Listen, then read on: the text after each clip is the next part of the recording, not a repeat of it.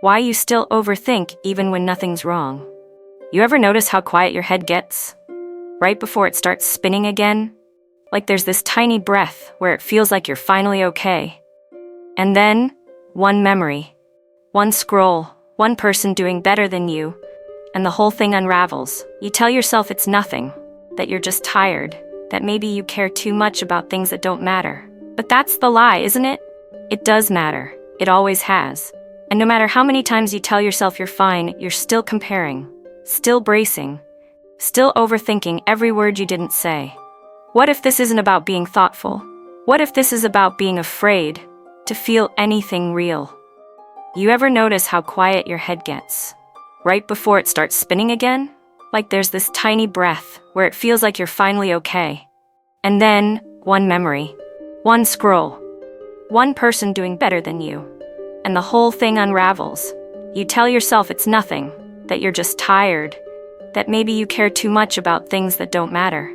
But that's the lie, isn't it? It does matter. It always has.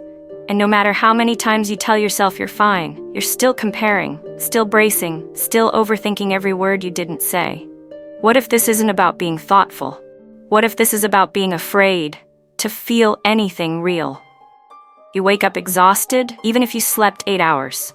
Your body moves, but your mind's still chewing on last night. A message left on read, a sentence you replay, something about your tone, or theirs, or both. You try to shake it off. You check your phone, you scroll, and there it is, someone else's win. A caption that sounds like confidence, a face that looks untouched by doubt. You tell yourself, good for them. But your chest says something else, like, why not me? Like, where did I go wrong? Like, I should have done more. And the loop starts again. There's a part of you that knows this is irrational, that comparison isn't real, that half of what you're reacting to isn't even personal. But that doesn't matter, does it? Because your brain doesn't ask what's real. It asks what could go wrong. And then it starts preparing. You rehearse conversations that haven't happened. You write and delete messages 10 times. You imagine what they'll think, what they'll say, and how it'll somehow still be your fault. And the worst part? You've done this for so long, you don't even realize you're doing it anymore. Someone compliments you, and your first instinct is to dissect it. Did they mean that? Were they just being polite? What if I mess it up now? There's no resting place, no solid ground. Even joy feels temporary, like a mistake waiting to be corrected. And then comes the numbness. Not because you don't feel, but because you've been stuck in your head so long, your emotions forgot how to reach you. You laugh, you nod, you show up. But inside, it's like everything's muted, like someone dimmed the volume on being alive. You probably know this feeling, even if you've never said it, that sense of watching your own life like a rerun. Predictable, familiar, slightly off, like you're present, but only just. You know what people expect from you, and you deliver. You say the right things. You manage your tone, you show up on time with just enough energy to pass. But when the day ends and it's just you and the thoughts you've tried to outrun, it all collapses. Not loudly, not dramatically, just quietly. A mental erosion. Soft, invisible, daily. Here's the part that still stings. You weren't always like this. You used to speak without rehearsing. You used to feel things in real time. You used to laugh without wondering if it was too loud. But something shifted. Maybe it was a moment you barely remember. A side comment, a look, a punishment for being too much. Or maybe it wasn't one thing. Maybe it was all the tiny ways the world taught you to shrink, to second guess, to earn space with perfection, not presence.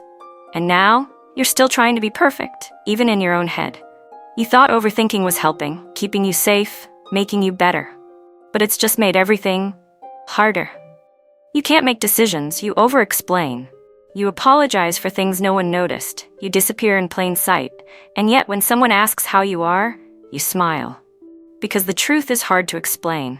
It's not a single feeling, it's all of them, swirling, overlapping, canceling each other out. It's thinking too much to avoid feeling anything at all. You remember being a kid and noticing how quiet your parents got when they were angry. You learned early that silence could mean danger, that people don't always say what they feel. So you started guessing, and when guessing worked, you kept doing it. You became the over-preparer, the planner, the one who knew exactly how to act to avoid setting someone off. And maybe it worked, maybe it kept the peace.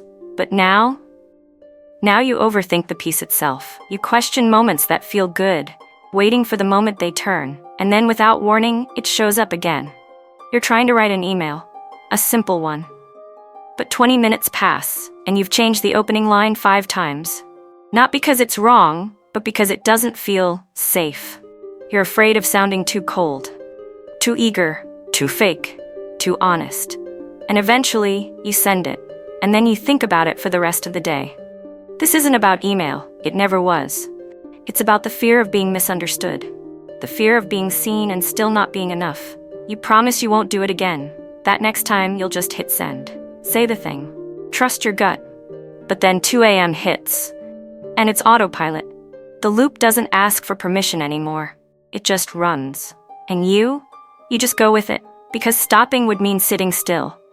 And sitting still would mean feeling everything you've been working so hard to avoid, because stopping would mean sitting still, and sitting still would mean feeling everything you've been working so hard to avoid. But that wasn't the worst part.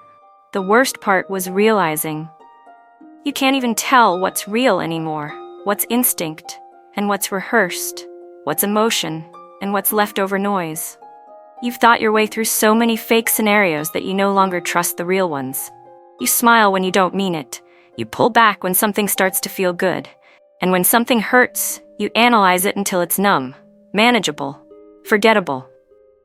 Right here is where you got used to disappearing. There's a version of you people know. Composed, observant, measured.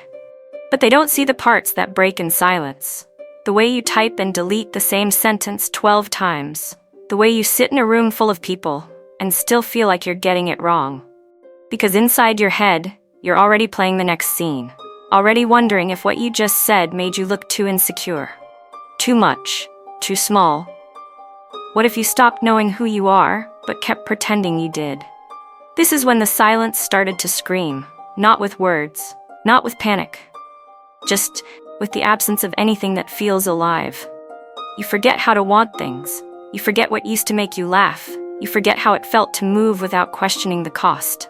Because every emotion now comes with a checklist, a risk evaluation, a warning. And this is the part no one tells you. The more you rehearse life, the less you feel like you're living it. There are days when even the good things feel heavy. Not because they're wrong, but because you don't know how to hold them. You try to enjoy a compliment, but your brain whispers, "Don't get attached." You feel something close to pride, and it's chased by 100 thoughts telling you how it could still go wrong. How many days do you survive by simply not asking if this is living? You don't even argue with the thoughts anymore. You just let them sit, loop, win. Because it's easier than facing the ache underneath.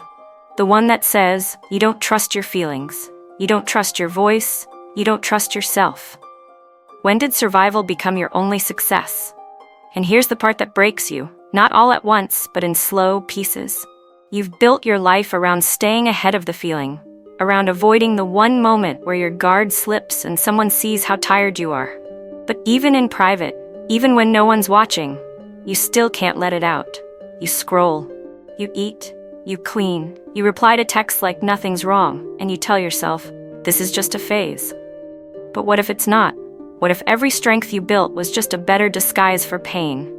And this is where something quietly broke, not with a meltdown, not with a scream, just with the realization that you've been holding your breath for years.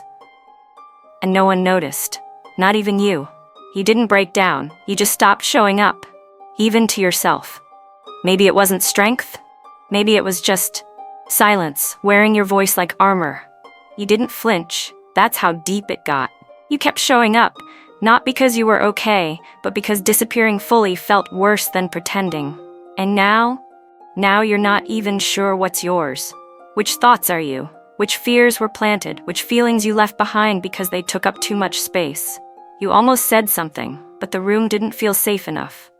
So you stayed quiet, again, and somewhere in that stillness, you started to forget what your voice even sounded like when it wasn't trying to protect you. It was never that you couldn't let go. It's that no one ever showed you how to hold something safely first. You kept thinking there would be a moment when it all made sense, when the thoughts would slow, when rest would feel real, when someone would notice. But what do you do when rest feels more dangerous than exhaustion? What if all this thinking was just a way to never ask for comfort? You didn't vanish. You just watched too long from the edge and forgot how to come back. Maybe this isn't healing. Maybe it's just hearing your own voice again. You don't have to figure it all out. Just don't disappear mid-thought.